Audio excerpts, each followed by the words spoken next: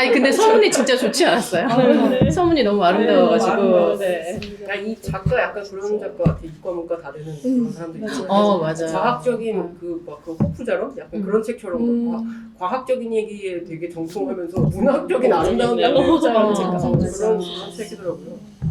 이게 이를테면 약간 그 신문지상에 음. 그 연재를 계속하면서 음. 이 살충제, 이 살충제 하는 걸 쭉 나열해서 이거 한 10년치 묶었나? 막 이런 생각이 진짜 들 만큼 리포트가 굉장히 가독성이 있고 1차적으로는 이해가 쉽고 2차적으로는 그거의 어떤 광범위한 작은 거부터 큰 것까지 파급된 효과를 되게 이렇게 논리적으로 잘 설명해 주셔서 이거 보다가 책이 되게 두껍다고 생각했는데 그 참고 문헌만 지금 이렇게 몇십 페이지더라고요 뒤에. 깜짝 80% 놀랐어요. 정도는 책이고 뒤에는 다 후기랑 그런 거. 그래서 공룡이 보통 아니구나 라는 생각을 또 했고 또 때마침 이분이 유방암에 걸려 이제 거의 투병하는 와중에 책 쓰시고 하셨다는 얘기를 들으니까 그런 부분이 되게 와닿았어요. 제가 최근에 이제 취재 때문에 어쩔 수 없이 이제 광주 비엔날레를 갔다 왔어요. 근데 1박 2일 동안 정말 너무 시달려서 뭐에 시달리면? 전시를 5곳에서 하는데 국가관 파빌리온을 9개를 하거든요.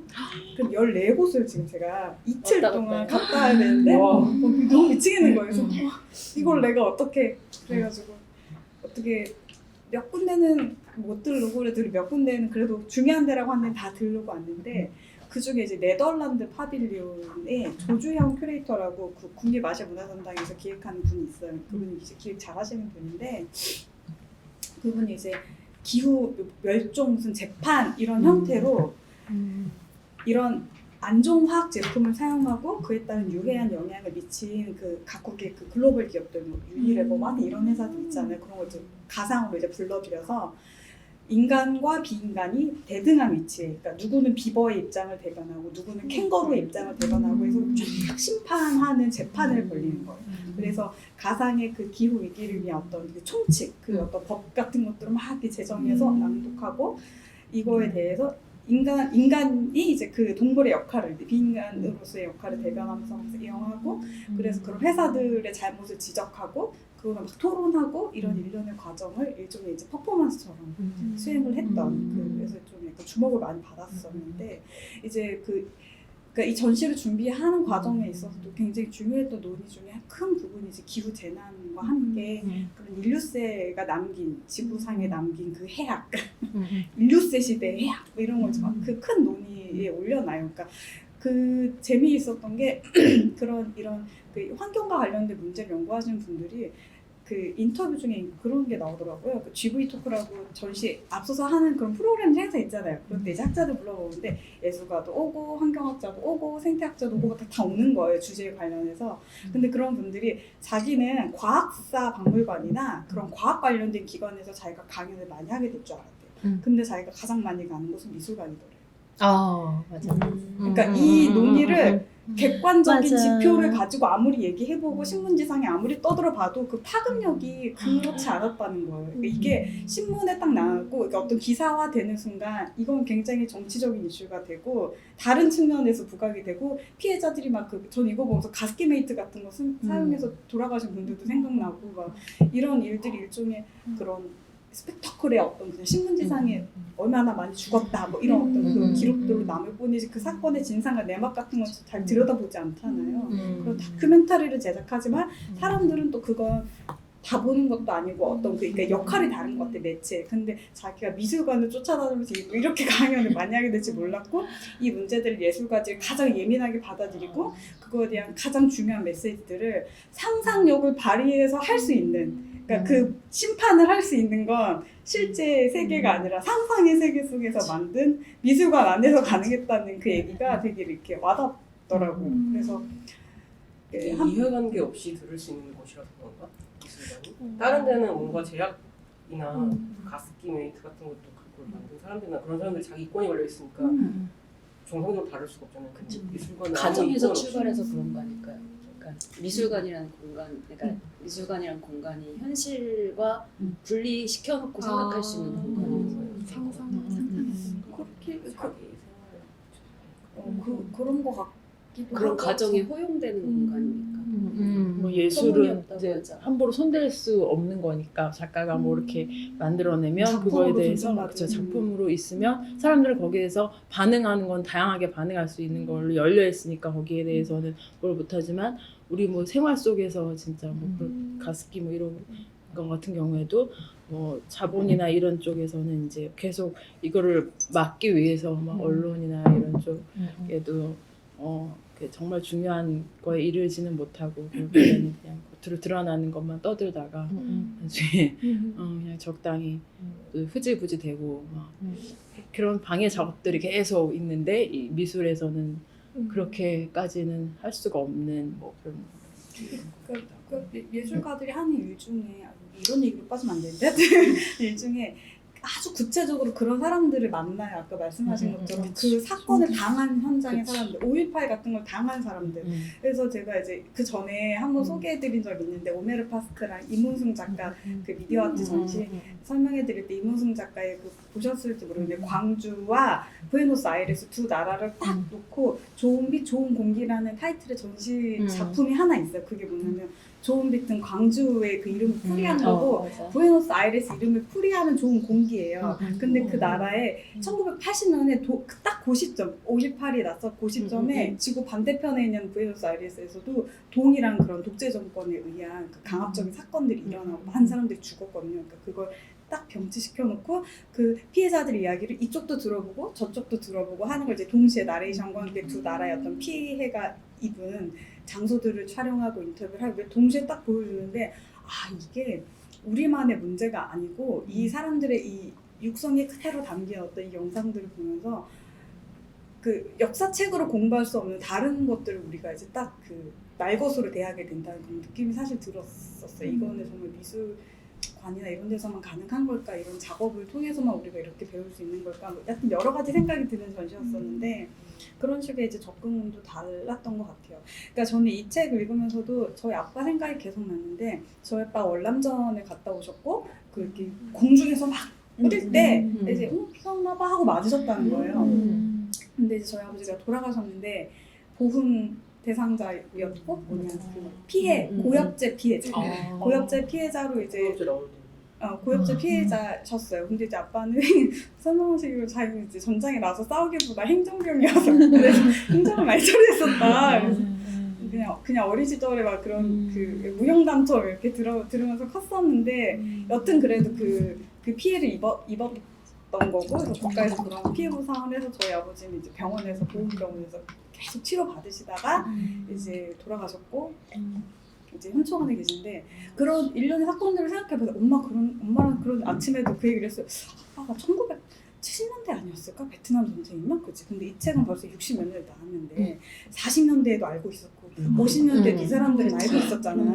근데 왜 그걸 베트남은 남의 나라니까 전쟁이라는 이유로 거기 우리 아버지 같이 다른 나라의 그런 군사를 목적으로 사실 아빠는 싸우고 싶어서 간 게 아니라 그냥 군대도 가야 했는데 그냥 돈도 벌면서 가고 싶다는 생각에 가셨대요. 그러니까 해병대를 지원하신 게 국가를 위해서 싸워야지라기보다 파독 광부나 이런 분도 사실은 먹고 살기 위해서 가시는 분들 많잖아요. 돈을 좀 주니까. 그래서 가신 거거든요. 그러니까 물론 용맹하게 싸우셨다고 생각하지만 그래서 그런 거 보면 아 얘네 진짜 그러니까 그 과학자들이 하는 일이라는 게 우리가 생각한 것과 좀 다른 방식으로 이 어떤 그 경제 메커니즘과 그 정치와 이렇게 왜 미국에서도 가장 큰 산업이 군수 산업인데 군수 산업이 사실 그러니까 평화를 위해서 망해야 되는 사업이지만 가장 많은 나라에 무기를 팔고 있고 미국은 그리고 가장 많은 나라에 그 엄청난 비용을 투자하는 그런 것들을 막 개발해서 막 하고 팔려고 하고 막 그러잖아요. 그러니까 이런 되게 모순적인 행위들이 아직 우리가 알지 못한다는 우리가 다 밝혀내지 못했다라고 하는 그 전제 하나 그거에 그 어떤 그 약을 사용할 때도 부작용에 대한 점검을 하는데 꽤 긴 시간이 걸린다고 하잖아요. 신약 하나를 개발해도. 근데 그 부작용이나 것들이 뭐 과학적이라든지 생물학적이라든지 이런 것들을 다 해낼 수 있는 그런 그 시간의 여유 없이 그 해야 되는 거 없이 그냥 바로 무차별적으로 살포하고 무차별적으로 노출되고 이런 게 역사가 계속 반복되고 있구나. 그러니까 인류세 시대는 참 잔인한 시대구나 이런 걸 계속 이 책을 읽으면서 저는 상기했던 것 같아요. 저희 아버지를 또 생각하면서. 그 예산이 그렇게 뭔가를 개발하고 뒤에 이제 그거에 대한 부작용이나 좀 시대 원리에 이제 뭐 그런 것들을 조사하려고 하는데 그런 과정이 쭉 세워졌다가 이쯤에서 연구비가 끊기면 그냥 거기서 중지돼요 모든 게 다. 그게 지금도 싫고 뭐 유전자 변이에 대한 걸 연구하다가 그거에 대한 이제 영향력, 파급 효과를 하는 과정이 오다 연구비가 끊기면 모두가 그래서 그냥 그거는 연구 중단 사업. 그래서 거기까지만 개발해놓고 그냥 쓰고 있는데 그냥 중단 사업. 그렇게 되는 경우가 되게 많대요. 민간에서 돈은 움직이는 데 따라서 그렇죠. 연구가 움직이고. 그치. 불리한 건 돈은 그리고 정말 미술관에서만 기후위기 얘기한다는 말에 정말 크게 동감하는 게 요즘 미술관에 가면 그런 주제가 굉장히 많은데 우리 현실에서는 별로 얘기하지 않는 게 그런 것도 있는 것 같아요. 일반 우리들이 그냥 그런 얘기가 그렇게 즐겁지 않은 거야. 미술관은 또 다른 현실이고 우리 일상이랑 떨어져 있으니까 우리가 보는데 만약에 신문이나 어딘가에 나오면 그걸 좀 클릭해서 그 기사를 읽을 것인가 마음만 불편해지는 거지. 내가 이 기후 위기에 하나도 도움되는 행동을 하고 있지 않다는 걸 다들 알고 있고 그러면 뭘 어떻게 해야 돼? 잘 모르겠는데 그리고 이제 우리가 지금 하고 있는 어떤 편안하거나 뭔가 누리고 있는 걸 아무것도 포기하고 싶지 않기 때문에 그래서 일반에서 얘기 안 되는 것이 이제 자본주의에 반하기 때문이기도 하고 또 우리 자체가 그 불편함을 못 견디기 때문인 것 같기도 해요. 그래서 그게 극대화된 사례가 뭐 들꽃 같은 걸 꺾으면 안 된다, 플라스틱을 쓰면 안 된다, 뭐 이런 비버 같은 걸 지켜야 된다 하는 사람들이 굉장히 호들갑 떠는 사람들, 굉장한 이상한 감수성을 가진 소수 취급하잖아요. 소수가 맞아. 취급하잖아요. 그게 약간 한쪽의 사회 문화로도 자리 잡고 있는. 그렇지. 책에서도 나와요. 뭐 들꽃 같은 거 지켜야 된다. 뭐 잡초는 누가 규정하냐 뭐 그런 얘기 하는 사람들에 대해서 약간 그런 정서로 규정해버리는 그런 게 지금 있는 것 같아요. 약간 오버랩되는 게 저 예전에 도시책 같은 거 읽을 때도 도시는 생태계다. 그 안에 작동하는 논리가 있고 다종 다양해야 된다. 또 혼종이 맞아. 있어야 되고 어. 그게 믹스되고 그 안에 어떤 자연의 생태계가 작동할 수 있는 논리를 남겨둬야 되니까 그러니까 뭐 대규모 개발로 땅 이만 뭐 몇만 평 해가지고 아파트 탁 이거는 사실 굉장히 폭력적인 행위라 라는 논의를 우리가 계속 하면서 이제 이 책까지 왔거든요. 근데 진짜 생태계 안에서 이런 일들이 벌어지고 있고 인간이 개입해서 그런 무차별적인 일들이 행해지고 있는데 여기서도 그 다종 다양성 그리고 그 뒤에 가면 다윈이 지금 이 시대를 보면 어떻게 생각하냐 얼마나 대단하잖아요. 나는 울었다 막 이렇게. 다 연결이 되는 거예요. 근데 사실 지금 그래서 사실 가장 큰 스승이 자연이었구나라는 생각도 이제 또 하게 돼요.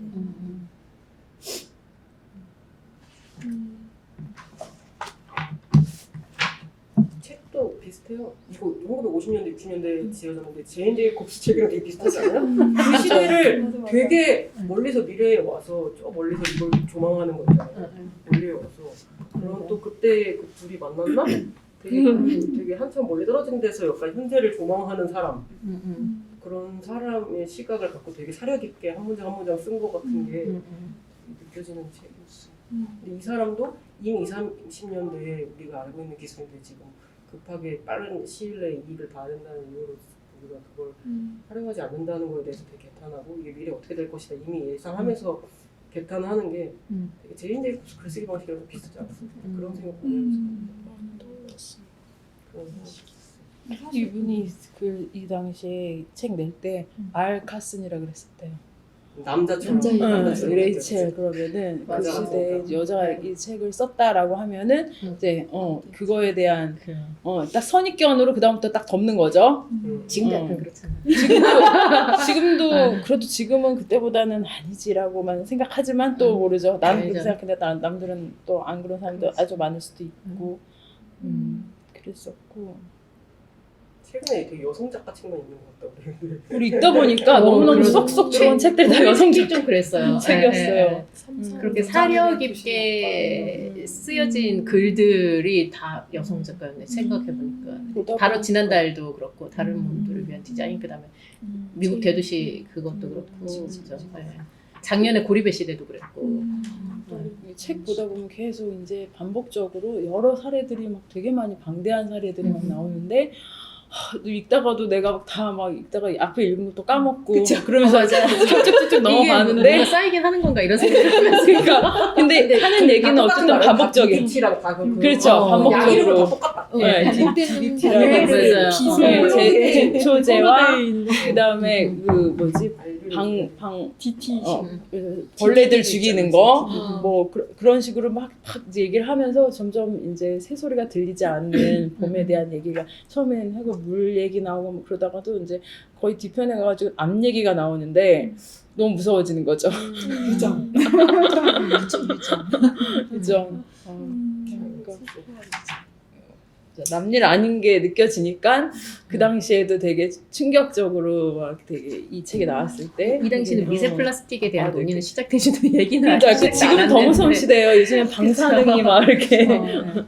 방사능이 직접 노출돼야 되는 시대에 왔으니까 이때에 비하면 우리는 너무도 무시무시한 시대에 살고 있는데 어찌 보면 우리나라 입장에서 봤을 때는 막 이런 약재를 비행기로 쏟아서 붓는 행위 같은 건 우리나라에서는 안 하는 거니까 진짜 무식하다. 난 이런 무식한 일들이 너무 자연스럽게 일어나니까 이 사람도 너무 화가 나고 답답하니까 열심히 썼을 것 같아요. 근데 우리나라에서는 그렇게까지는 일어나지 않지만 어쨌든 지금은 이 문제보다 훨씬 더 새로운 위기의 문제들을 인간들이 만들어 온 것 같아요. 그 예전에 농사 지으신 분이 SNS에 계속 글을 올리시는 거를 봤는데 생각보다 농사 현장에서는 그 농약 적정량이 있잖아요. 그거에 사실 2배, 3배를 쓴대요. 왜냐면 우리도 그렇잖아. 그 빨래 할 때 세제 그 정량만큼 안 맞추잖아요. 그 늘 조금 더 진짜. 그래서 이걸 더 넣는다고 좋은 것도 아니고 사실은 우리 몸에 더 해악이 있을지도 모르지만 그냥 무심결에 그렇게 넣는 것처럼 농약을 사용하시는 분들도 마찬가지라는 거죠. 그리고 출하 전에 뭐 15일 동안은 농약을 치면 안 되고 여러 가지 이런 조건들이 다 있고 그 사람들이 심지어 알 수도 있는데 모르는 사람도 많지만 그거 안 지켜진다는 거죠. 너무 그리고 오히려 그 농사 짓는 분들 되게 그런 거 잘 지킬 것 같잖아요. 환경 보호 같은 거 진짜 장난 그쵸. 아니에요. 근데 이 얘기는 딴 얘기고 그 어쨌든 그래서 이 여기서 얘기하는 게 그런 것들을 과다 사용해서 이런 우리의 대단한 곤충들이 내성이 엄청 올라간다. 그런 것처럼 그거 오히려 효과가 혹시 없다. 말라리아야. 내가 14일 아프리카 여행 가면 14일치만 먹어야 되는 거잖아요. 있잖아요. 근데 그거 2배로 먹으면 안 돼요, 이거? 사람들이 그래서 그것도 세제처럼 더 먹고 싶어 하는데 그렇게 하면 모기의 내성이 엄청 올라가서 그거 말라리아 약을 또 이기는 모기들이 된대요. 그래서 그거를 엄청 양을 보건소에서 되게 제한하거든요. 그런 얘기가 있더라고요. 그래서 곤충 진짜 너무 강하지 않아요? 곤충 견장 생각. 곤충의 생명력은 진짜. 그래서 어쨌든 근데 우리가 사람들이 다 그렇게 투머치하게 쓰고 말라리아도 14일치인데 막 더 먹고 싶은 거야.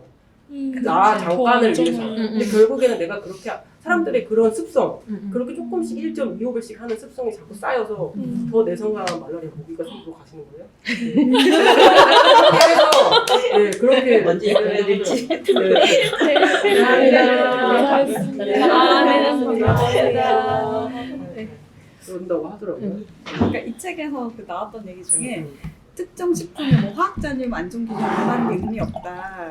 이게 그 부족한 지식을 기반으로 만들어진 거니까 사실은 최소한의 기준치라는 거 의미가 없다 이런 얘기가 계속 나오면서 결국 그 이거랑 한 번에 섞였을 때 막 이렇게 그쵸. 얼마나 강한 독성을 가진 걸로 50배, 100배 이상 막 농축되고 또 막 이렇게 이게 섞여서 지금 화학적인 과정은 기억이 안 나지만 뭐랑 만나면 뭐 독성이 이만큼 증가한다고 그러잖아요. 그래서 굉장히 무서운데 우리는 그 결과를 인체에 실험해본 건 아니니까 그래서 굉장히 무서운데 이걸 우리가 진짜 이렇게 못하고 있구나 생각도 들고 중간중간에 보면 과학자가 자기가 한번 실험해본다고 왜 이렇게 몸에다가 실험을 몸에다가 실험을 해?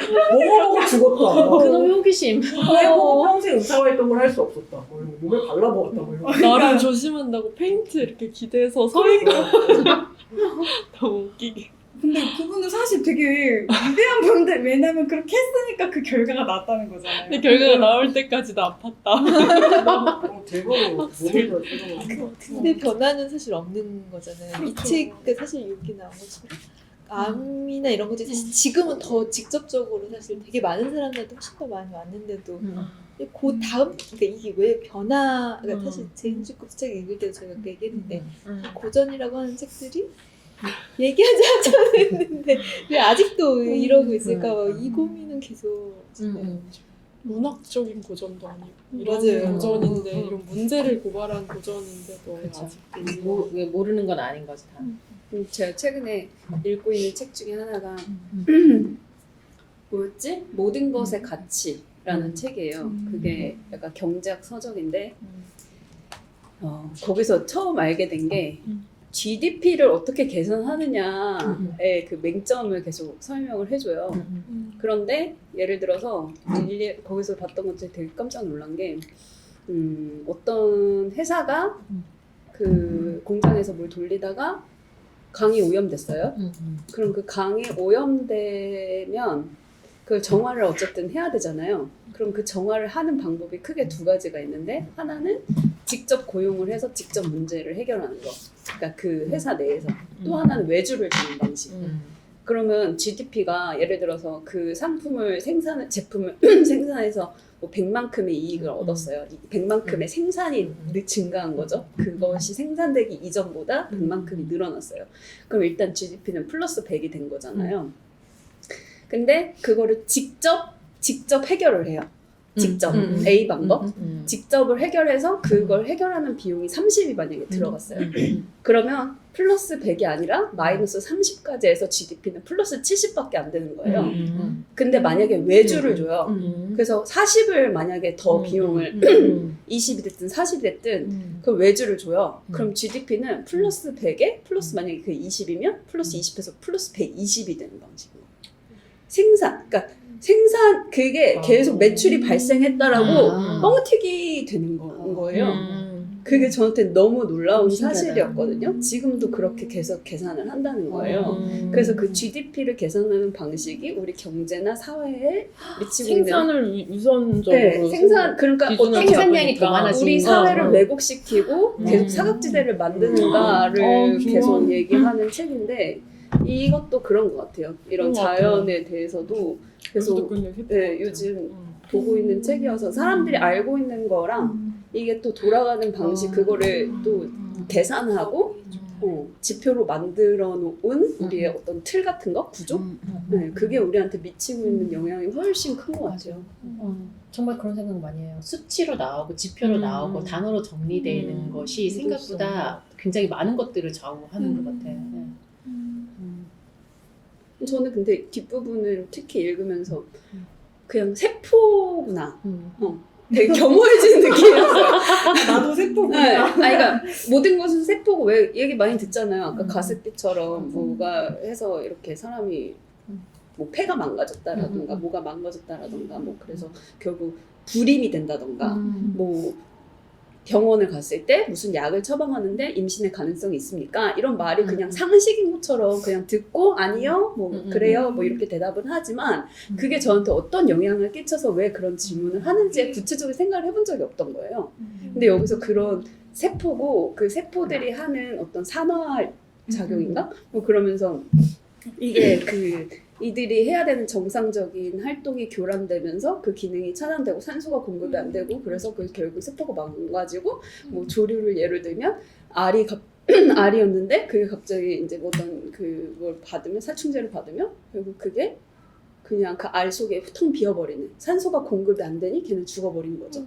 그런 것들이 너무 확 이렇게 느껴지면서 나 세포구나 그 세포 하나하나로 내가 구성되어 있고 나는 그런 것에서 자유롭지 못한 존재이다라는 거를 더 깊게 받아들일 수 있게 된 것 같아요.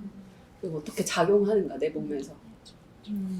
심지어 예측되지도 않은 막 체중 감량을 하니까 갑자기 비만. 대박이야. 지방에 독성 있다가 살 빼니까 나오는 거죠. 그러니까 살 빼면 안 되니까. 지방에 지방이 화학물질이 좋죠. 축적돼 있다가 지방에서 그게 빠져나와서 암에 걸린다. 그러니까 물질이 없어지는 게 아니잖아요. 그쵸. 그러니까 뭐지? 나무 같은 것도 전부 다 거기에 이산화탄소를 걔네가 먹고 있잖아요. 근데 그 나무도 태우거나 다른 걸로 가공을 하면 결국 그 이산화탄소 없어졌던 게 아니라 그냥 보관하고 있다가 내뿜는 거. 그러니까 이산화탄소가 다시 플러스 상태가 되는 거죠. 공기 중에는. 그러니까 그런 거를 생각해서 통합적으로 사고하면 참 좋을 것 같은데 그걸 아직 통합적으로 생각하고 여기서 생기는 플러스와 저기서 생기는 마이너스를 우리가 같이 한 번에 볼 수 있는 방법은 우리가 아직 갖고 있지 못한 것 같아요. 그 같은 우리가 지금 탄소 배출. 계속 적용이 되죠. 탄소 배출에도 뭐 하면 뭐 하고 뭐고 뭐 이런 식의 어떤 가이드가 있는데 사실 되게 형식적인 그 평가를 위한 그냥 지표란 얘기를 들었어요. 실제 건축가들도 뭐 무슨 나무를 써서 뭐 하면 뭐 탄소 저감하는데 그게 근데 그러니까 제가 그게 왜 현타가 왔었냐면 기후 재난을 특집으로 준비했을 때 하셨잖아요. 근데 그럼 그 재료를 사서 자 캐나다에 있는 나무를 가지면 되게 좋겠다고 생각했는데 그러니까 진짜 오늘 그거를 계산을 그래서 제가 진짜 왜냐면 제가 그 계산하는 그 담당을 맡았었어요. 네가 한번 찾아보라고 그래서 봤는데 막 엄청나게 복잡한 수식으로 계산을 해야 되는데 그건 어떤 한 특정 과정만 계산할 수 있는 거예요. 이 재료를 쓸 때 근데 이 재료가 원산지에서 여기까지 올 때 산소 발전을 내가 어떻게 계산하냐고요. 그러니까. 그걸 이렇게 배는 사람, 그걸 움직이는 트럭, 그 트럭이 뭐 무슨 탄소를 어떻게 배출하는지 내가 어떻게 해요? 경유차인지 뭐 휘발유차인지 아니면 가스차인지 내가 어떻게 하냐고요. 그러니까 뭐 이건 안 되겠니까 굉장히 그냥 추상적인 어떤 걸 가지고 그러니까 이미 그러니까 그런 생각 심지어 어떤 생각도 들었냐면 이미 발전한 선진국들이 지금 개발도상국에서 화가 일어나고 있는 거를 통제하기 위한 수단인가? 막 이런 생각도 한편으로는 하게 되는 건 거죠. 이게 약간 정치적인 거구나. 이게 굉장히 자연을 위한다는 가면을 쓰고 그렇지. 또 다른 식민주의가 그린워싱. 그걸 다 그린워싱이라고 하잖아요. 에코백 먹거나 텀블러 하는데 그거를 만들기 위해서 더 많이 쓰는 거. 그건 좀 그런 재료를 갖고 여기에서 비행기를 타고. 요즘에는 이거에 대한 답장인 것 같아요. 그 그린워싱이라는 게. 이게 좀 지금 그럼 되게 혼란스러운 것 같아요. 우리가 무슨 실천을 할 거냐 이런 데 들어서면은 예. 그거에 대한 실천에 대한 책이 요즘 많이 나오는데 저런 책도 있고 전체적 그걸 자본주의가 아예 없어져야 된다도 있고 그리고 모든 거를 분해의 철학이라는 책에는 인간을 분해하는 사람과 안 분해하는 사람으로 나눠서 분해하는 삶이 있는데 그 삶을 살려면 어떻게 살아야 되는지 엉마주의 그러니까 쓰레기통을 뒤져서 사는 거예요. 그런 사람들이 있어요. 그런 운동을 하기 위해서 아예 그렇게 살아야 되는 그런 방법이 있다고 하더라고요. 참고하세요. 아니면 뭐 소비를 절제하는 것에 대해서 먹는 거, 절제하는 걸로 입는 안 거, 그래서 그냥 입는 거. 무조건 안 만드는. 아예 안 맞는. 그래서 있는 거에서만 쓰레기통만 뒤지는 사람. 거기까지 가기엔 너무 힘들고 너무 그래도 뭔가 절제, 약간 욕망에 대한 어느 정도의 절제를 조금 어떤 가치에 좀 맞아. 두는 거는 한편에 근데 지금 둬야 우리는 자본주의랑 이미 그렇지 않을까. 커플링돼 있어서 이미 이게 연동돼 있어서 그거를 절제, 뭐 에코백, 저기 라겐답 이런 걸로 해소가 1도 안 된대요. 그래서 아예 그냥 정말 일도 안 돼? 그래서 개인의 차원에서 할 수 있는 건 한계가 있을 것 같고. 그렇죠. 그러니까 요즘 개인만 해서는 안 되죠. 작년에 이제 파타고니아 맞아. 책을 2가지를 읽었었는데, 그러니까 그거 읽고 나서 파타고니아가 그때까지는 약간 비싼 브랜드 그리고 뭘 하려고 하는다 그런 느낌으로만 있다가 그 책을 읽고 나서 파타고니아를 처음으로 사서 정말 입은 것 같아요. 그래가지고 그러니까 사서 입었다는 게 되게 또 약간 딜레마긴 한데 근데 어쨌든 그걸 이제 읽으면서 어쨌든 소비나 내가 필요한 거를 제 거 산 거 아니에요? 엄마 거 샀습니다. 그래서 뭘 하나를 하더라도 그러니까 파타고니아가 왜 이것의 비즈니스를 자기네들은 이제 비즈니스를 위해서가 아니라 지속 가능한 지구를 위해서 비즈니스를 한다. 그것의 해결 방법, 문제 해결 방법으로서 비즈니스를 한다라고 하잖아요. 근데 그게 왜 이런 말을 하는가를 조금 더 구체적으로 이제 알 수 있었던 거죠. 하나는 그 창업자 이본 시너드가 쓴 책이었고 하나는 이제 우리나라 파타고니아 연구하신 분들이 몇 분 계신데 이제 그 분들이 같이 쓰신 책이었어요.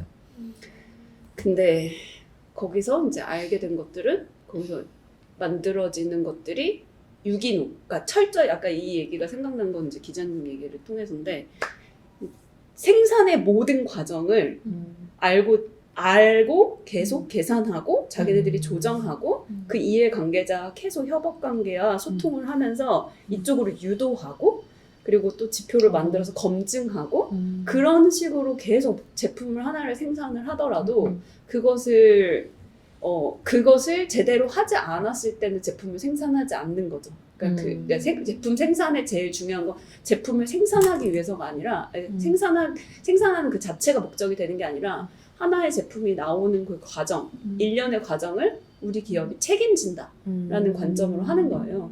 그랬을 때 유기농과 유기농이 아닌 면의 차이는 우리가 그냥 비싸다 비싸지 않다 정도로만 지금 있지만 그거는 유기농을 면을 사용한다? 그리고 그걸 지금 몇십 년째 해오고 있다? 그 말은 살충제를 그만큼 덜 썼다는 거잖아요. 그냥 완전히 달라지는 거예요.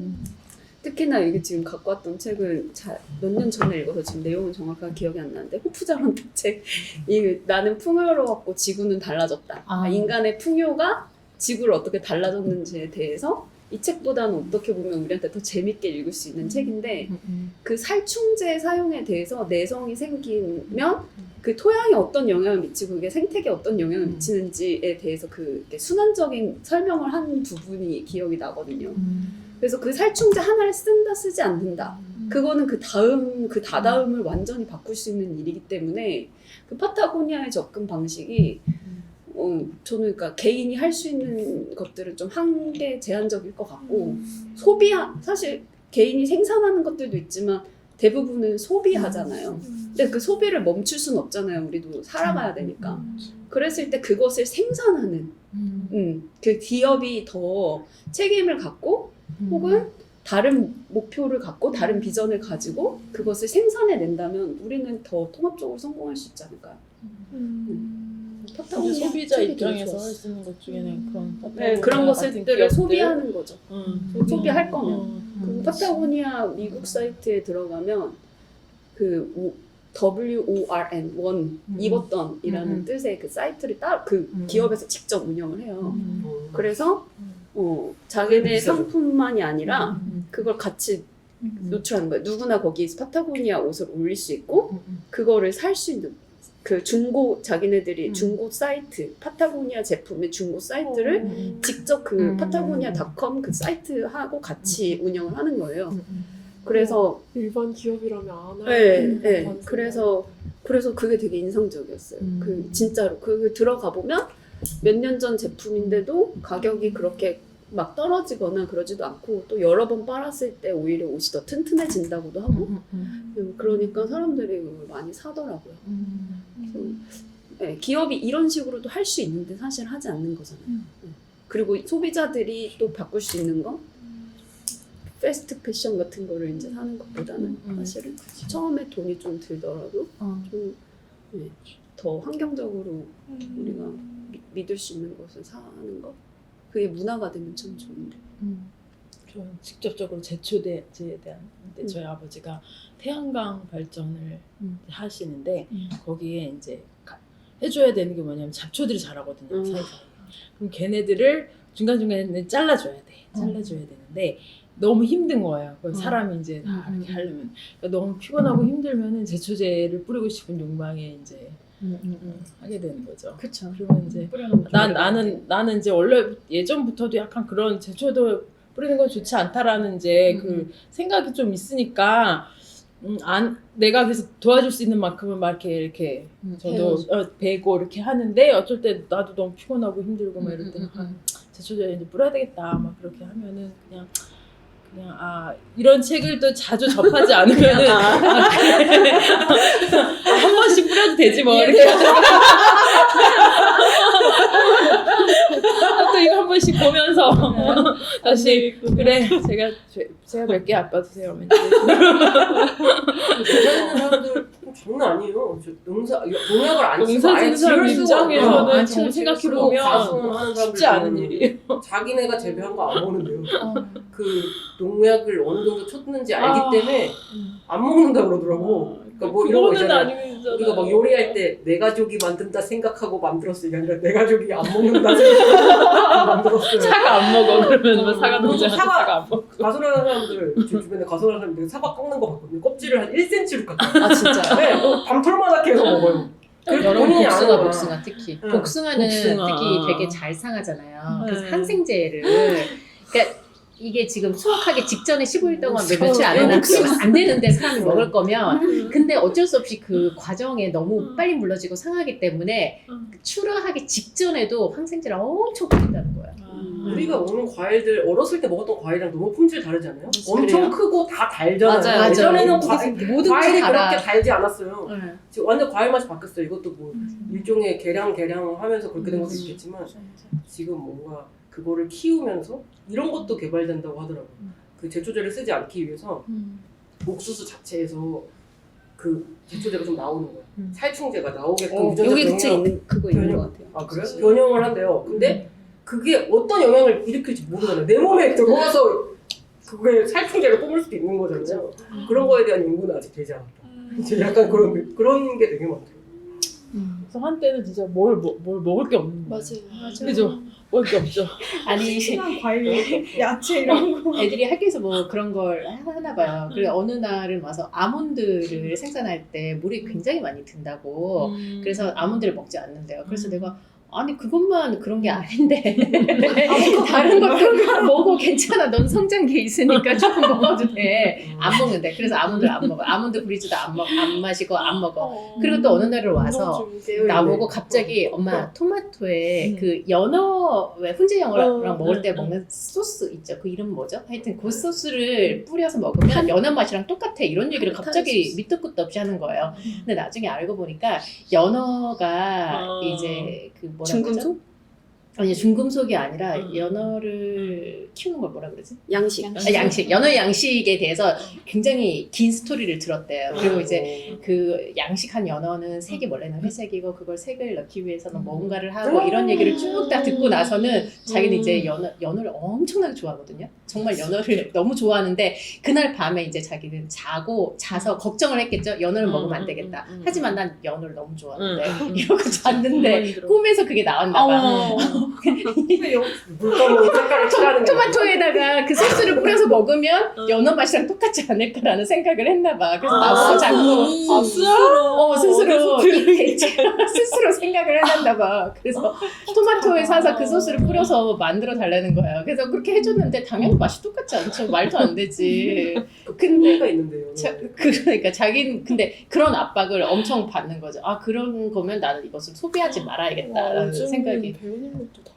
어우, 그러니까. 주기 힘드시겠네. 아주 그렇죠. 뭘 줘야 돼? 뭘 줘야 돼? 야, 그 다른 것도 다 걸려, 다 마찬가지야 걸려. 어차피 라고 얘기하고 싶지만 어쨌든 뭔가 실천하려는 그 지시는 있는 거잖아요. 네. 근데 진짜 그래서- 그렇게 다 걸린다 그러면은 어떻게 보면 그거를 또 심각하게 생각하면 진짜 문제다. 그렇지 않아요? 먹거리. 여기 아보카도도 그러면서 좀 안 먹게 되네. 맞아. 와, 근데 이 책에서 예전에 이 책 읽었을 때 2020년 10월에 읽었는데 지금 예전에 써놨던 것 중에 하나가 되게 충격적인 데이터가 여기 이 사람도 과학자잖아요. 그래서 모든 걸 다 데이터로 얘기를 해요. 근데 살충제 몇 년도인지는 안 써놨는데 1969년에 비교해서 살충제가 매년 50만 톤 이상 증가하면서 지금 현재 기준인지 몇 년도 기준으로 얘기를 했겠죠? 54쪽이라고 하니까 54쪽으로 가볼까? 증가했구나. 54쪽 오늘날 매년 전 세계적으로 500만 톤 이상의 살충제가 농경지에 뿌려지고 있다. 이게 되게 충격적이에요. 지구상 인구 한 사람당 500g을 상회하는 양이래요. 한 사람당 500g을 넘는 살충제를 뿌려서 그 작물을 우리가 먹고 있는 거예요. 근데 이제 이 책에서 제기하는 가장 이것보다 더 살충제를 사용하는 것의 원인이기도 하고 그래서 생겨나는 가장 큰 문제는 가장 결정적인 문제는 그렇게 효율적으로 생산한 작물의 반인가가 그냥 버려지는 거예요. 그리고 인간이 아닌 가축, 그러니까 우리가 또 먹기 위한 그 소나 돼지를 먹이기 위한 옥수수. 네, 그런 식으로 그러니까 그래서 탄소도 더 많이 발생하는 거잖아요. 메탄가스가 뭐 나온다 어쩐다 하면서 그렇게 어디 한쪽은 계속 뭘 너무 풍요롭게 살고 있고 어느 한쪽은 기아에 허덕이고 있고 그게 배분도 제대로 안 되고 있고 그 수요에 근거한 생산도 아니라는 거죠. 여기 저기 옹gin이가 같으네요. 그래요? 김은영 씨는 뭐 하는 소리지? 마음의 정도지. 근데 저도 그 전에 그렇게 생각했거든. 나 하나가 조금 덜 먹고 더 먹고가 뭘 그렇게 크게 차이가 있을까라는 생각을 늘 하다가 최근에 뭐가 있었냐면 이제 우리 집에 디지털 디톡스 애들도 그렇고 저도 그렇고 스마트폰을 좀 덜 쓰는 거에 대해서 얘기를 하고 있어요. 애들한테 뭐 시간 다 정해주고 얘들아 너네 이거 지금 이 스마트폰을 실컷 많이 쓰는 게 인간의 권리인 게 아니라 이걸 쓰면 쓸수록 이게 전두엽이 망가지고 막 실컷 그러고 나서 시간 제한을 다 걸고 막 이랬어. 그리고 내 스마트폰을 딱 열어서 스크린 타임 보니까 몇 시간? 너무 많이 나오고 몇 시간? 저는 지금 충격받았어요. 저는 의식하지 못했어요. 나는 보통 한 2시간 그러니까 업무 때문에도 쓰기도 하고 아, 그거를 하니까 알 수가 있어요? 네, 할 수 있어요. 아, 나 몰랐어. 난 보통 한 몇 2시간 좀 매주 많으면 한 딱 3시간이라고 생각했는데 무슨 최근 한 1, 2주 동안 엄청나게 내가 많이 쓰고 있었던 몇 거예요. 시간이야? 지금 3시간보다는 진짜 훨씬 많이 넘는 시간이었는데 10시간. 나는 의식을 못하고 있었어요. 어. 근데 생각해보면 내가 스마트폰 한 2시간 쓰던 시기와 이걸 이렇게 많이 쓰던 시기에 더 행복해졌냐? 아니면 뭐 더 즐거워졌냐? 내 인생이 뭔가 더 편안해졌냐? 아무 그것도 없는데 그냥 쉽기 때문에 나는 손에 스마트폰을 연 거였거든요. 그래서 그것도 마찬가지 아닐까. 이게 뭐 환경 아니면 뭐 먹는 것을 뭐 절제한다던가 이런 절제하는 것도 그렇게 한다고 해서 내가 되게 불행해지는 것도 아니야. 이 소비를 더 많이 한다고 해서 내가 엄청나게 행복해지는 게 아닌데 쉽기 때문에 네, 쉽기 때문에 그냥 이때까지 다 썼던 거고 이걸 의식하고 내가 만약에 절제한다면 스마트폰을 쓰는 것처럼 절제하지 않고 쓰는 거랑은 현격한 차이가 있을 수밖에 없겠다라는 생각을 하게 됐어요. 그래서 거의 요즘에 그래서 이거 되게 신경 써서 시간 걸어놓고 시간 막히면 이제 안 쓰고 뭐 이렇게 시간 걸어. 요즘에 더 많이 써요. 고양이 때문에. 이걸로 책도 보고 업무도 보고 그렇기 때문에 나는 그치. 이거에 대해서 그렇게 별로 스트레스 안 받는데. 저도 그냥 근데 이제 업무라고 그거 생각했었어요. 외의 일이니까. 시간을 생각보다 그거 많이 외의 쓰겠죠. 활동을 한단 말이에요. 아, 그냥 그거 외에. 심심하니까 열기도 하잖아. 아, 그건 알아볼 수 있겠다. 진짜. 어. 업무 외에. 사실 사람 눈에도 안 좋잖아요. 백색감. 그러니까 여러분 뇌가 망가져요. 아니 근데 저는 그리고 여기서 어쨌든 이거를 읽다가 드는 생각이 인생이 우리가 이런 거 있잖아요. 우리는 스마트폰을 살다가 만났죠. 중간부터 그렇죠. 만나서 그 뒤에 어, 이제 어, 있잖아요. 어, 그리고 요즘 그 자녀 세대는 태어났을 때부터 그 있는 것처럼. 근데 이 화학약품도 한 맞아. 19세기 초반에 완전 없었고 이게 산업혁명 때 그때 뭐 생기고 2차 뭐 저기 대전 끝나면서 막 칼포를 신나게 비행기가 남아서 뭐 시작했다면서요. 그러니까는 완전 초기였잖아요 그때가. 그러니까 그 전과 후가 있을 거 아니에요. 그래서 그때 막 진짜 마당 쓸다가 그거 맞아갖고 막 죽고 이런 게 진짜 시작되잖아요. 그래서 나는 약간 이거 딴 얘기인데 이 화학약품처럼 스마트폰이 시작된 시기인 거예요. 그래서 우리가 지금 뭔가 되게 큰 뭐 피해를 입고 있는 거 아닌가 나중에 멀리 후대에 생각하면 그럴 수 있죠. 조절 못하고 뭔가 나중에 생각하면 이게 진짜 전대로 완전 망가지는 난 건데 지금 걔네 드러나고 그때 있는 것 같은데. 그냥 잘 때 핸드폰을 절대 옆에 두지 말고 응. 멀리 떨어져서 그래요. 들어가지고. 나 요즘에 군대에서 전자파요. 군인 애들 그 상담하는 사람 얘기를 들었는데 그냥 우리가 이때까지 대학이나 공부해서 했던 상담 기법으로 애들이 상담이 안 된대요. 애들이 각자 개인의 고유의 방법으로 다 미쳐 있어서 그래서 상담이 아예 이루어지지가 않는데 몇 년 전에 하던 방식으로는 그렇게 그래서 지금 약간 그리고 그 킹스맨이라는 영화 보면 다 같이 핸드폰 보고 있다가 그게 막 터지잖아. 네, 펑 터지니까 나도 모르게 이게 늘 내 여기에 붙어 있으니까 얘가 나를 어떻게 하면 나는 어떻게 맞아. 진짜 손도 못 쓰고 죽겠구나 이런 생각이 들어서 약간 이게 화학약품이지 않을까 맞아. 그런 생각을 약간 했어요.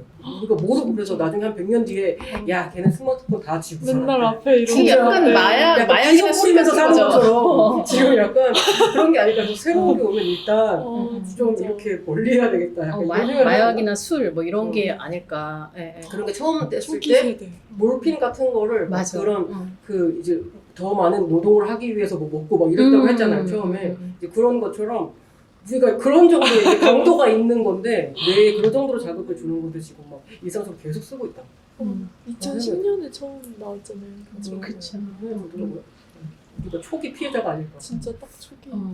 우리는 벌써 이제 나이 들어서 그렇다 쳐. 이제 애들은 엄청 영향을 많이 근데 그럴 때 따지면 우리는 태어났을 때부터 어쨌든 미세 플라스틱을 먹으면서 살았겠죠? 그렇죠. 네. 태어났을 때부터 그랬겠죠? 인생이 풀타임. 그래서 약간 저는 이런 환경이나 이런 책을 읽다 보면 미래의 불안 같은 게 약간 오히려 사라져요. 개개인이 노력할 필요는 없겠다. 전체적으로 망할 거니까. 같이 망하고 있으니까 네, 네, 나라도 네. 살아야겠다 이런 약간 생각 안 해요. 아니 나는 그러면 어떻게든 피해보겠다. 나 이런 생각. 나는 어쨌든 내가 손쓸 방법이 없구나. 그래서 그냥 너무 열심히 난 그렇게 나와서 마음이 약간 편해지는 거야. 그래요. 나는 그 집에 청소년들이랑 이런 주제로 얘기할 때가 있어요. 환경에 대해서는 뭐에 대해서나 이런 거 얘기하면 갑자기 앞이 되게 막막해지고 애들한테 미안해지고 얘들아 어떡하니 방법이 없을 것 같은데 엄마 난 20-30년 살고 죽을 건데 너네 앞으로 모든 할 말이 세대가 없어. 이런 환경 계획을 세울 때 자기 살 때까지만 계획을 세운대요. 지금 프랑스나 뭐 이런 데서 주기적으로 발표하잖아요. 그런 친환경 계획들을 그게 다 20년 내에 몇 도. 그러면 20년 뒤, 30년 뒤에는 이미 다 저기 지구가 없어지는 거야. 그러니까 딱 자기 살아있을 때까지만 계획을 세우는 거야. 이 책에 그런 부분 나온 거 있어요. 이게 뭐 지구 온도가 1.5도인가 뭐 네, 온도가 네. 높아지면은 뭐 어떤 문제가 생긴다 하면 사람들이 1.5도까지는 괜찮구나 라고 생각하는데 20년 안에 1.5도. 이게 이게 왜 그러냐면 과학자들이 연구할 때 우리도 다 알다시피 1.5도를 높였을 때와 뭐 2도를 높였을 때 이런 식으로 그 가정을 해놓고 변수를 만들어 놓고 하기 때문에 조금 했을 때는 그 데이터가 없기 때문에 얘기가 안 되는 거지. 그러니까 우리가 갖고 있는 데이터가 1.5도를 1.5도라면 2도일 수도 있고요. 지금 기억이 정확하게 안 나는데 그 1.5도라면 1.5도를 기준으로 그것의 밑에와 그 이상의 온도 변화일 때를 데이터를 갖고 있는 거지. 그 과정에서 1도가 올라갔을 때 무슨 변화가 일어날지 그거는 연구가 되지 않기 때문에 얘기가 안 되는 거지 문제가 아닌 게 아닌 아니지. 거라는 거예요. 근데 그런 식으로 사람들한테 프레이밍이 돼 있다는 거죠. 연구가 그렇게 되었다는 것을 사람들이 간과하고 그냥 1.5도가 된다라는 것만 딱 이렇게 머릿속에 갖고 있는 거예요. 20년 이런 숫자처럼. 심지어 그게 내 인생이랑 뭐 그렇게 연관이 있나? 이렇게 생각하는 사람들도 되게 근데 자녀가 있으면 다르지 않아요? 그러니까 어떡하니 너네 화이팅 이런 사람마다 감수성이 다르대요. 어떻게 해야 돼? 맞아요. 그건 확실히 그런 것 같아요. 근데 그 감수성도 아몬드도 안 키워야 먹고 될것 연어 안 같고. 먹는 사람이 있고 다른 사람은 아니 뭐 내가 뭐 어떻게 한다고 다를까 이렇게 생각할 수도 있고. 근데 시골 사는 사람들은 진짜 그러니까 저는 어쨌든 시골 사는 사람들 이렇게 있으면 이거 음식 만약 이 상태로 지금 끝났어요. 음식책 이거 그대로 싸가지고 그냥 쓰레기통 버려서 태우거든요. 진짜로. 진짜 그러고 태우더라. 보면 도시에 사는 사람들은 와 저런다고? 약간 이러면서 비닐까지 다 같이 먹어. 저런다고? 약간 이런 게 있는데 시골 사람들은 약간 왜? 왜? 이게 뭐 종량제 봉투? 어디서 파는데? 약간 이런 느낌? 약간 그런 느낌이에요. 그래서 진짜 그 시골이 되게 청정지역이라고 생각하면 진짜 위험한 거죠. 시골에서 뭐 잘못 주워 먹으면 진짜 큰일 나요. 잘못 주워 진짜로. 시골 사람들의 그 무분별한 쓰레기 투척과 그 관리 그게 습관이었기 때문에 그냥 그렇게 하는 거지, 그죠? 뭔가 내가 이 지구를 망가뜨려야겠다 이런 생각을 하면서 하는 행동은 아니잖아. 그냥 내 몸이 힘드니까 어떻게든. 제초제 뿌리고 더 많이 뿌리고 그러니까 내 몸이 귀찮고 노사하는 게 너무 귀찮은 일이잖아요. 그러니까 어떻게든 그 동작을 최소화하고 뭔가를 그 노동의 포인트를 줄이기 위한 거에만 다 집중이 돼 있는 거예요. 근데 자본주의 세대가 그냥 짧은 기간에 이익을 내기 위해 모든 행위를 하듯이 농사는 최대한 귀찮은 거를 삭제하는 거죠. 근데 막 어떤 이런 생각도 들어요. 앞으로 농사 짓는 사람이 점점 없어지는 거 아닐까? 막 이런 생각 아 이제 들었어요. 사는 게 힘들어서 귀농하는 사람 더 많아서. 그리고 대형화되더라고요. 대형화.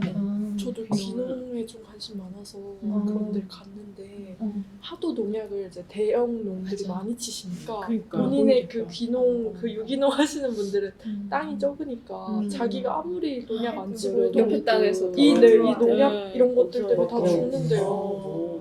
우리 아버지가 3년 귀농을 하셨거든요.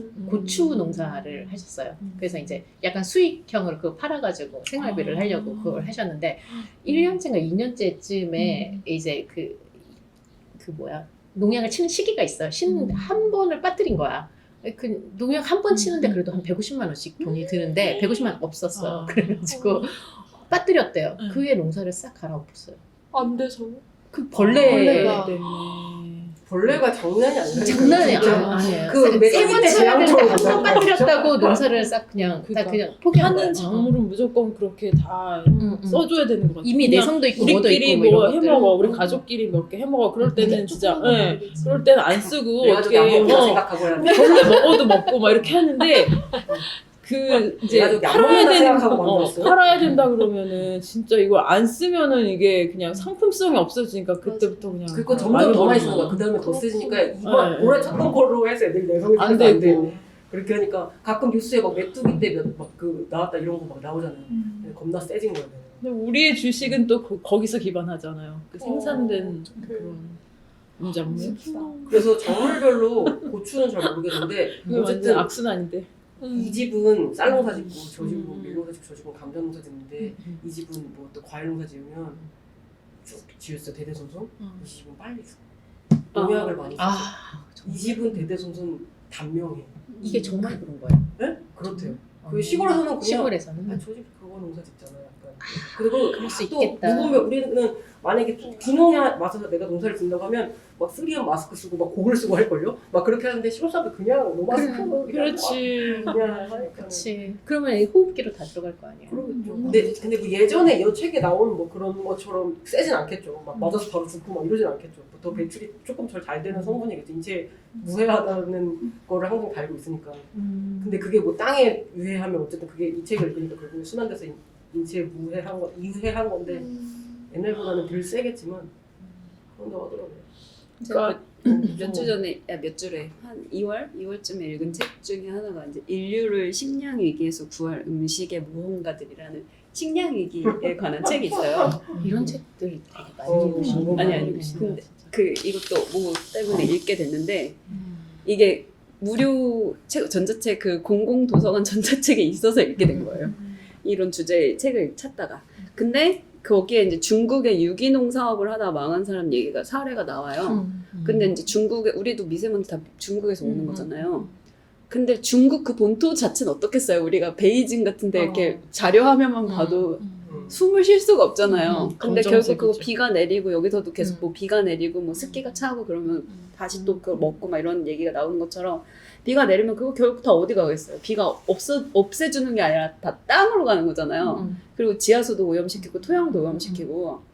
근데 그런 과정을 거쳐서 2014년까지 중국의 국가 기밀이었다가 2014년에 공개한 어떤 데이터 하나가 중국 정부는 2014년이 되어서야 중국 농지의 5분의 1이 중금속으로 오염되어 있다고 발표했는데 이는 유출되기 전까지 기밀 사항이었다. 그러니까 중국 그 넓은 넓은 땅의 5분의 1이니까 농지 기준으로만 사실 따져도 어마어마한 비율일 거예요.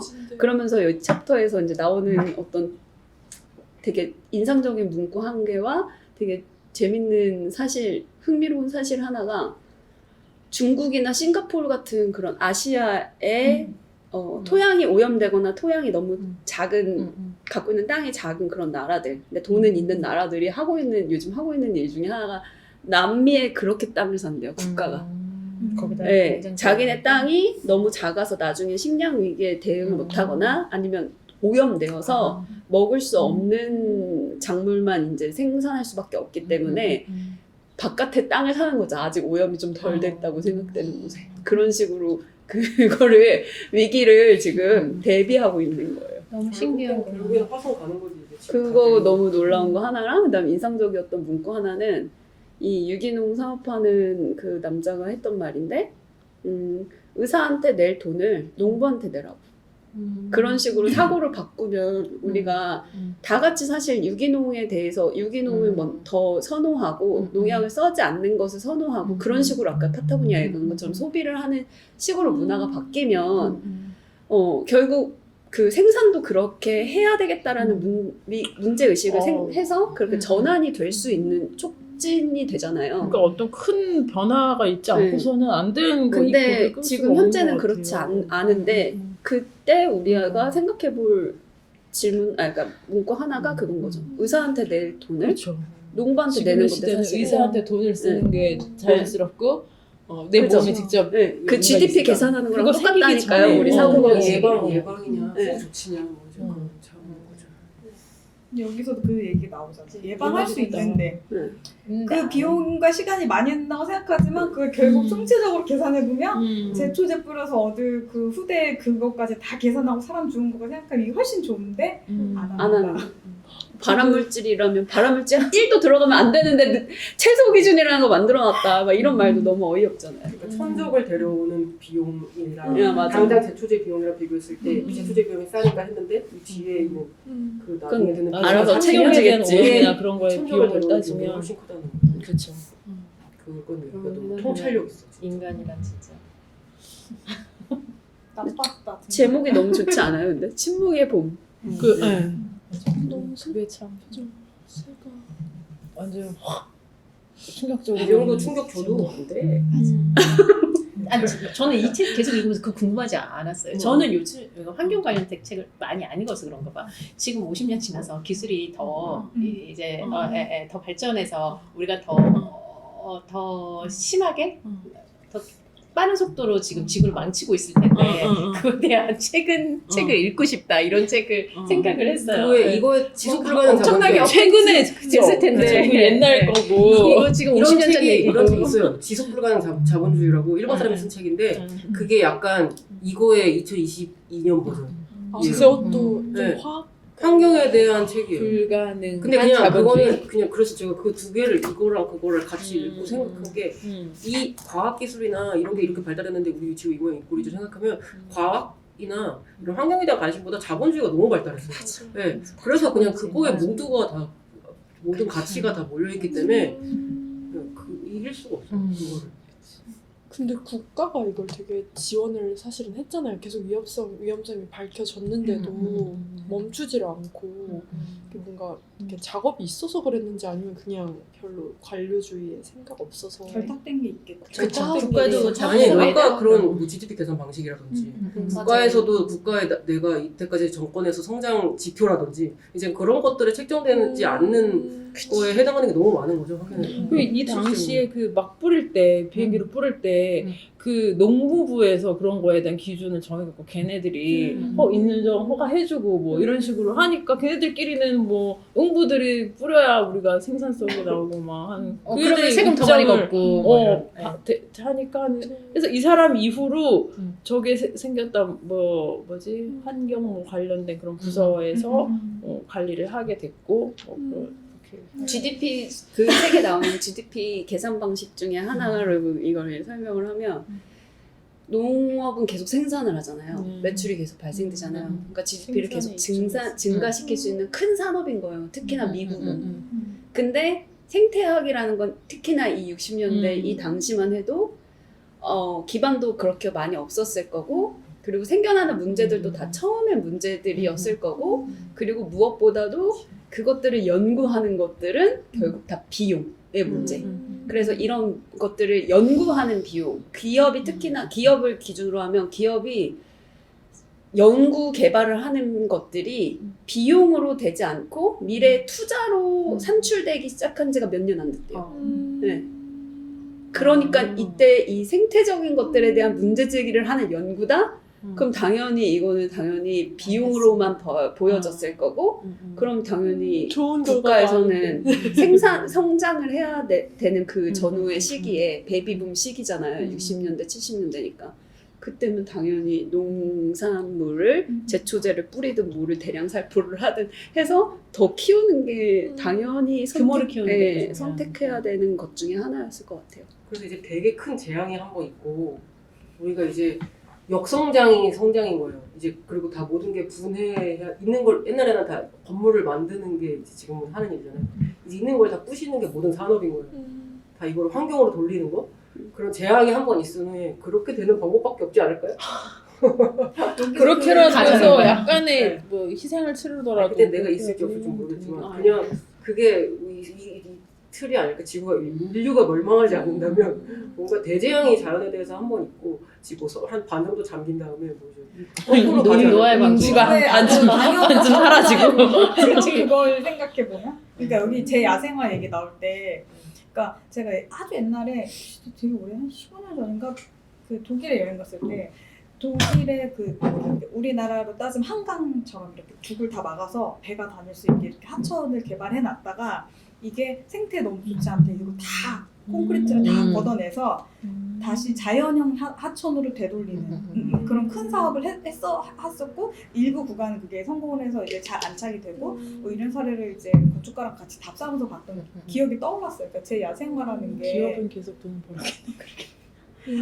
집도 또 부시고 그죠. 저희 회사도 지금 경부고속도로 지하화 이런 거 계속 하고 신통기도 저희 회사 엄청 많이 하는. 여쭤보세요. 신통에서 신통 계속 넣어요? 근데 그런 거 보면은 친환경 뭐 바람길 얘기하지만 다 이거 짓고 부시는 거면서 1% 막 하는 거 가지고 바로 친환경 뭐 마을을 만들겠습니다 이런 거 너무 웃기잖아요. 지상 공원화 한다고 하지만 다 건설비가 더 드는 거고.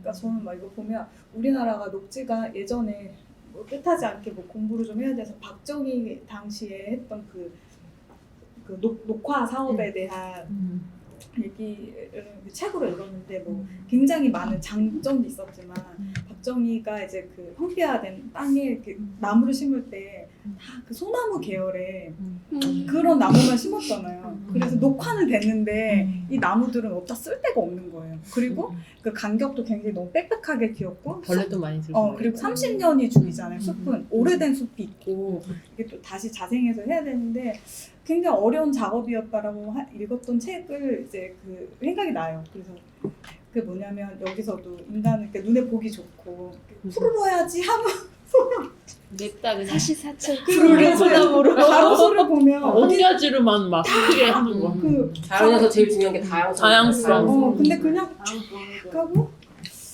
은행나무 우리나라에만 은행나무가 이렇게 많은데 전 세계적으로 멸종해가고 있는데 우리나라에만 그 천연 기념물인 은행나무가 이렇게 길바닥에 막 흩어져 있잖아요. 냄새도 많이 나고 막 불편을 느끼지만 또 한편으로는 그래도 그게 있는 게 어디야 이렇게 생각도 하면서 한편으로는 누가 이렇게 무식하게 하나로 심었을까 이런 생각도 들고 참 그런 태도가 여전하다. 알고 보면 개인 취향일 수도 있어요. 박정희 개인 취향. 개인 취향이었어. 옛날에 학교 다닐 때 독재자의. 법규 교수님이 얘기해 준 것 중에 하나가 그 서울시 공무원이었어요. 도시계 공무원이 와가지고 이제 일주일에 한 번씩 도시법규 수업을 해주셨는데 그때 이제 설명한 그분은 이제 진짜 그 서울시 도시계 그 뭐죠? 그분이 책 쓴 것처럼 약간 서울시 도시계획의 쭉 모든 역사를 아시는 분인 거예요. 막 우리가 왜 국민주택 85제곱미터가 됐는지 뭐 이런 거 얘기했는데 박정희 생가를 재면은 그게 딱 사이즈가 나온대요. 그걸 나보다 나 정도는 살아야지 그래야지 이제 발전했다고 할 수 있지. 응. 그랬다고. 근데 그게 야사일 수, 그러니까 그분이 그냥 뭐라고 썰일 수도 있는데 어쨌든 그 설명이 너무 있어. 가능한 얘기가 되게 과학적이야. 근데 소나무를 박정희가 좋아할 수도 있어. 아니 과학적이다. 책에 나와. 도시 건축 조경의 무슨 지형이라는 책 우리 저희 읽었던 한번 거. 읽었었잖아요. 거기 조경에 관련 쓰신 분 중에 많은 조경 그때 사업들이 박정희 취향이었다고 직접 쓰셨잖아요. 그래요? 개치야. 응. 맞아. 소나무가 그렇게 그럴 많아서 것 우리가 같아. 건축가의 그렇게 많이 건축가가 나잖아요. 자기 원형대로 설계하는 것처럼 그쵸. 어떤 최고의 건축가 나무는 역시 소나무지 이러면서. 최고 권력의 건축가의 원형대로 84 국민주택을 법을 만들어버리는 거지. 그쵸. 굉장히 과학적이다. 제가 요즘에 빵 같은 걸 계속 만들어서 먹잖아요. 진짜 이거 신기하다. 그래요? 이렇게 반질반질하게 잘 만들었어요. 네, 스콘. 이거 좀 약간 좀 스킬 아니에요? 되게 고급. 스콘은 이제 저 좀 잘 만들 수 있어요. 어딜 가나 칭찬받고 있어요. 감사합니다. 근데 이게 만들다 보니까 이게 제가 집에서 낼 수 있는 맛과 낼 수 없는 맛이 있어요. 야채 크래커 같은 걸 만들었는데 진짜 맛이 없는 거예요. 그러니까 뭐 만들 때 뭘 넣었을까를 역으로 생각을 해보게 되는 거예요. 절대 집에서는 어떻게 넣을 수 없는. 나올 수 없는 그런 바삭바삭하고 야채 맛이 확 나는데 이거를 제가 집에서 아무리 재료를 많이 넣어도 아무리 얇게 밀어도 그 맛은 절대 날 수가 없는 야채로는 거예요. 나지 않는. 그럼 그거는 모르겠어요. 화학약품이겠지. 야채 맛 가루. 네. 집에서 빵 만들면은 진짜 빨리 상한대요. 근데 우리 막 파리바게트 같은 거 사서 놔두면 좀 가잖아요. 가잖아요, 진짜. 그러니까 만들어서 먹으니까 다른 것들도 요즘에 저도 맨날 집에서 망할 거 그냥 빨리 다 같이 망했으면 좋겠다. 하루하루 의욕 없이 살고 있거든요. 집에서 그래서 맨날 빵 만들면서 망할 건 빨리 망했으면 좋겠다. 그리고 난 지금 오히려 망하면 좋아. 아무도 갖고 있지 않기 때문에 오히려 같이 망하는 거야. 그런 거 다 똑같아. 약간 조바심 들 때마다 망하면 다 똑같아. 지구가 망하면 다 똑같아지고 막 이런 생각하면서 만들면서 그러니까 이런 어떤 자급자족의 생활에 지금 저장하고 있거든요. 저도 약간 이런 데좀 가져왔는데 그러면서 아침마다 그 나락간 연예인들이 나락간 연예인들 하지 마는 거야. 나락간 연예인들 찾는 게 너무 재밌어. 얘 끝났구만. 그런 게 너무 좋아. 왜냐면 제가 같은 전시에서 썼던 말이 그러면 이런 이야기 끝이 항상 실패와 절망으로 아니 우리는 유머해요 그런 거 같아. 그래서 예술이 희망을 노래해야 된다.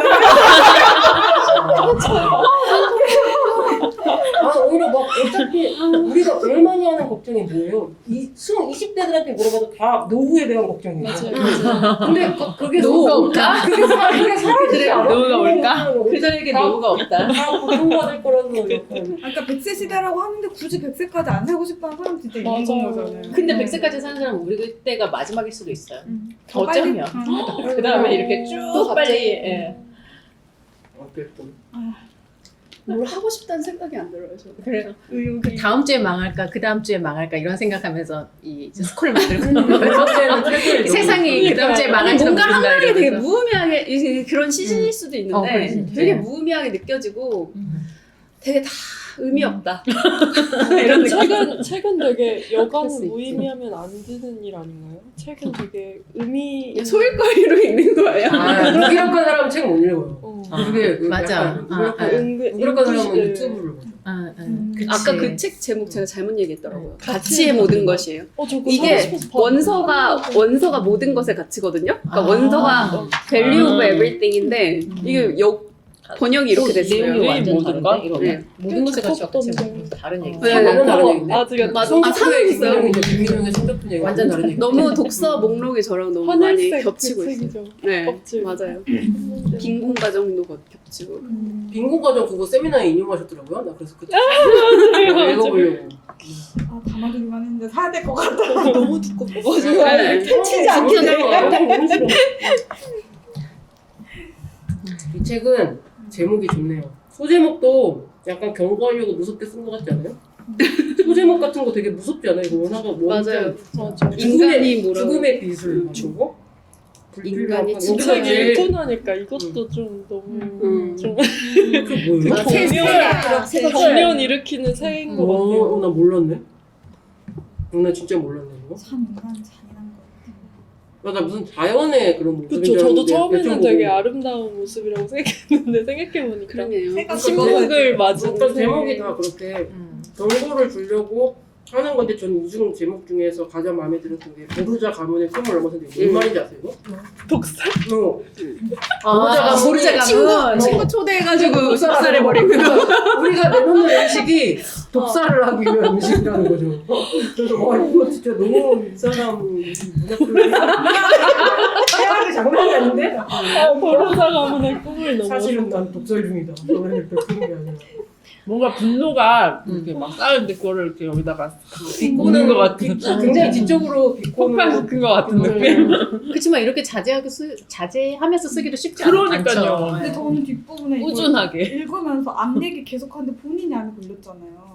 얼굴 열받겠지. 그러니까 얼마나 이게 어떤 생각으로 죽어가면, 그러니까 한편으로 죽어가는 과정의 일부에서 이걸 썼을 텐데 이게 어떤 심정이었을까 막 그런 생각이 많이 저는 사실 그리고 그런 큰 그 세포의 시작부터 내가 암에 걸리기까지 과정의 일련의 과정들을 너무 과학적으로 이해하고 있어서 맞아. 어떤 고통을 되게 면밀하게 들어보면 더 고통스럽잖아요. 근데 그래 4명 중에 1명 인간은 다 죽어 이렇게 하면서 내가 암에 걸린 거랑 그런 하나의 포인트들을 다 알면 굉장히 분노했지 않았던 그러니까 내가 죽게 된 일련의 과정을 아주 상세하게 본인이 기술해 가면서 쓰는 그런 느낌이 또 드는 거죠. 내 세포가 이렇게 파괴되고 유전자가 이렇게 변형돼서. 근데 한 5챕터부터 한 10챕터까지 이거는 굉장히 되게 좀 집착적으로 쓴 것 같은 느낌이 들잖아요. 너무 같은 프로세스의 얘기잖아요. 그래서 너무 똑같은 결국에 찾아보면 다 DDT, DL들이 클로드를 내가 써봤어요. 뭐가 다른 게 있나. 근데 다 똑같은 세상에 이건 봐. 다 똑같아. 너무 저 이 책 잘 안 읽혀갖고 초반에 그랬는데 그랬는데 다 그 비소와 그 말라티오 다 그 비슷한 이야기를 직접적으로 썼는데 그래서 이거를 그냥 표로 정리하면 한 장일 것 같은 느낌인 거예요. 그리고 다이어그램 하나 땅에서 곤충, GPT 돌리시면 땅 곤충, 뭐 그거 포유류, 그리고 네, 사람, 맞아. 다시 그쵸. 사람이 다시 핵폭발, 땅, 뭐 이렇게 식으로 그냥 그거 한 장으로 요약되는 건데 되게 집착적으로 썼다라고 생각을 하고 근데 이거를 자꾸 집착적으로 쓴 글을 다 읽고 나니까 이게 완전 머릿속에 각인이 된 것 같은 느낌? 그래서 서문을 다시 읽으니까 그것들이 거의 영상처럼 그려지면서 다시 읽혀지더라고요. 그래서 이런 류의 독서도 있구나 생각을 했네요. 너무 똑같은 프로세스긴 해요. 연재라서 그럴까요? 아니, 연재예요? 그때 아까 누가 연재 한것 이럴 수 같은 있겠다. 느낌이었어요. 근데 이렇게까지 하지 않으면 설득이 되지 않았던 당시 네, 어떤 네. 상황들이 저는 그렇지. 너무 약간 막 붙잡고 얘기하는 것 같아. 이거라고 맞아. 안 된다고. 미국에 약간 이런 서부만이 아니라 동부도 있고 뭐 남부도 음. 있고 북부도 있고 뭐 캐나다도 있고 유럽도 있고 독일도 있고 이분이 하잖아. 이런 그래서 공무원 어디 비슷하게 해서 이런 자료들이 계속 있었잖아요. 모였다고 했던 일이 그거였잖아요. 그러더라고요. 뭐 그렇게 해서 뭔가 지속적으로 계속 지치지 않고 계속 얘기를 하는 대한민국의 그 얘기가 나와. 볼티모어 우리나라 쪽에서 한국에서 그 천적을 수입해오는 가져가다. 거. 수입했다. 근데 그거 아세요, 여러분? 우리가 지금 먹고 있는 외국에서 막 그 GMO로 하는 그 유전자 유정자 그거에 제일 처음에 종자가 한국 거가 되게 많대요. 그때 이제 미국에서 콩 얘기하는 나 거야? 얼마 전에 들은 거 키위? 콩이랑 쌀이랑 그냥 주요 우리나라가 농산물이잖아요. 제일 콩이 제일 원산지 같은 곳이래요. 그래서 콩 종류가 제일 많아가지고 그게 다 미국에서 와갖고 다 조사해갖고 지네들이 들고 가서 GMO 자기들이 이제 거라고 소유해서 우리는 거기다가 킬 때마다 돈 내야 종자비를 되고. 내는 거죠. 우리가 그때 1910년인가? 약간 그럴 때라서 미국에서 아시아 이런 여행을 떠나자. 그래서 그 여행을 떠나서 씨앗 전쟁이 있었구나. 씨앗 전쟁이. 아니 그냥 그저 다 우리 갖다 가져가고 우리 널린 건데 가져가요. 진짜. 그래서 그냥 아무도 모르는 우리는 외교를 못할 때니까 그때는. 그리고 종자개발 이런 데 돈을 투자하지 않았을 때였을 거 아니에요. 네. 식민지인데. 근데 이제 나중에 아니 아직 식민 되기 전이에요. 전이에요. 10년이면 아니 걔 그다 어쨌든 70년대 그런 역량이 없었던 시기. 홍선 배운 거 약간 이럴 때. 정신 하나도 없는데. 종자는 무슨 종류가 뭐야. 그때 그냥 다 종류와 사직만 생각하고 마지막 끝으로 진짜. 그 다른 몸들을 위한 디자인을 왜 우리가 이 책을 읽자고 했는지가 사실은 다른 몸들을 위한 디자인 딱 이 책이 한 번 딱 그게 왜 언급되잖아요. 그것된 거야? 그죠? 그거 그거 궁금하셨죠? 제가 그래서 제가 전자책이잖아요.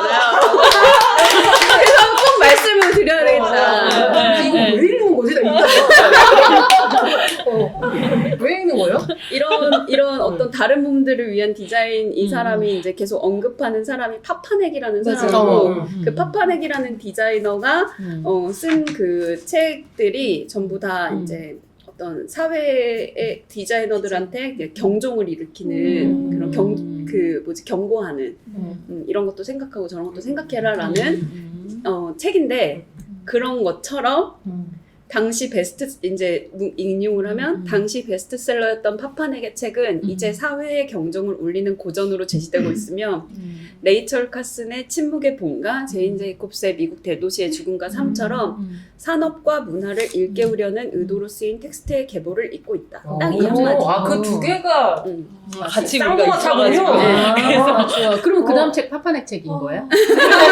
아니 그런데 그 진짜 궁금해졌다. 아니 근데 그 둘이 서로 알았을 것 같아요. 알았겠죠. 카슨이랑 같은 시대니까. 같은 시대니까. 여류 작가로서 그래서 둘이 난 교류했을지 그게 나 너무 궁금해졌어. 그래. 비슷한 시기고 미국이고. 어허. 아직 번역되지 그런 통찰을 않은 갖고. 제인 제이콥스의 그 자서전이 아니라 뭐죠? 평전? 평전? 네. 평전이 있다는데 한번 읽어보시고 저희한테 소개해 주실래요? 영어 뭐지? 그 영어책 못 읽어. 아니 근데 저기 뭐지? 그 교류가 있었을 것 같은데. 너무 똑같이 바라보잖아요. 그 제인 제이콥스가 도시를 바라보듯 레이첼 카슨이 환경을 바라보는 게 너무 똑같아가지고 그 근데 그때가 딱 전쟁 끝, 여기 책에도 나오지만 전쟁이 딱 끝났고 그 전쟁으로 인해서 두 가지 사회 문제가 크게는 한 가지는 자원 뭐 쓰고 남은 비행기들 이런 식으로 자원의 문제가 있고 또 하나는 전쟁에서 돌아온 사람들의 일자리 같은 문제가 있고 그런 경제적인 성장이나 일거리를 만들어내는 데 사회가 더 집중했을 거고 그러다 보니까 자연주의적, 생태주의적으로 사회나 자연을 바라보는 사람들의 목소리가 더 커졌을 거고 그러면서 그런 어떤 계보들이 생겼을 것 같아요. 네. 그래서 시기적으로는 그리고 인구가 그때 베이비붐 세대니까 인구가 증가하기도 했었고 그래서 그 두 사람이 우연이겠지만 어쨌든 만날 수 있었을 것 같아요. 그 시대적인 사회적인 맥락이랑 같이 엮어 생각해. 이거 환경에 대한 책 많이 되게 읽으시는 것 같은데 정말. 나는 이게 거의 나한테는 환경책 거의 입문? 저도. 아 이거 읽어보세요. 입문서도 이거 읽고 진짜 딱 그 침묵의 봄이랑 이거랑 같이 읽으면 너무 좋아요. 나는 허프자라고 거. 나는 풍요로고 지금 이때 이 책 한 번 옛날에 소개해 주셨던 것 같기도 하고. 저는 아마추어라는 책을 봤는데 이 제인 제이콥스랑 레이첼 카슨이랑 막 언급하면서 이런 사람들은 그 당시에 그러니까 좀 아마추어적 그러니까 아마추어가 안 좋은 뜻이라고 생각하지만 전문가가 된 그런 전문가 집단이 할 수 없는 얘기들을 하는 사람이었다. 필드에 있진 않지만 그거에 대해서 전공한 네, 그만큼의 필드에서 어떤 박식한 인정해주지 않는. 필드에서 인정해주지 않았지만 이 사람이 그만큼의 능력이 네. 없는 게 아니라 네, 그만큼의 박식한 지식으로 정말 더 통합적으로 삶에 와닿는 음. 삶에 이제 자기 삶이니까 그게 암도 자기 삶이고 그린 위치인가 거기도 자기 동네잖아요. 그런 얘기를 할 수 있는 게 아마추어다라고 했던 말이 너무 인상 깊었거든요. 그랬다기보다 이 두 사람이 여자라서 그랬을 수도 있을 것 같아. 아 인정받지 못한 거. 네. 비주류니까. 단 한 가지 이유.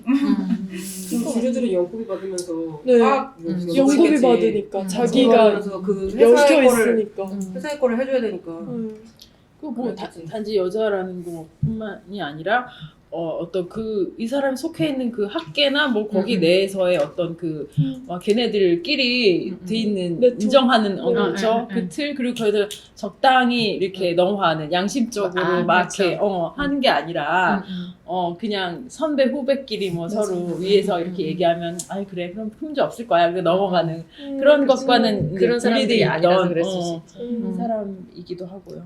그리고 전문가라고 하면 이제 사실은 이게 뭐지? 정확한 데이터로 뭔가 네. 증명을 해야 되거나 이게 제시를 해야 되는 건데 이거는 사실 어떻게 보면 관점이나 의견에 더 가깝잖아요. 이걸 증명하라고 하면 그때부터는 사실 좀 아무것도 무력해지는 느낌이 들 것 같아요. 그렇기 때문에 네, 주류가 될 수 없지만 어쨌든 사회에 계속 경종을 울리는 역할로서 그런 텍스트로서 역할을 하는 게 최선일 수도 있었을 것 같아요. 한나 아렌트까지. 한나 아렌트까지. 한나 아렌트도 기자인데 맞아. 새로운 관점에서 또 좋겠다. 한나는 좀 읽어볼까요? 책 집에 여러 권 있는데 완독한 책이 한나 이미 많아. 자기한테 벗어나는 주제인 것 같아요. 아 그래요. 네, 저자인 그러네. 것 또 같아요. 생각해 보니까 개인적으로 읽는 걸로. 아니 다음 책 얘기해. 다음 책 맞아요. 이 책 끝났어요? 네. 그만 얘기할까요? 그럼 이제 다음 책 얘기하고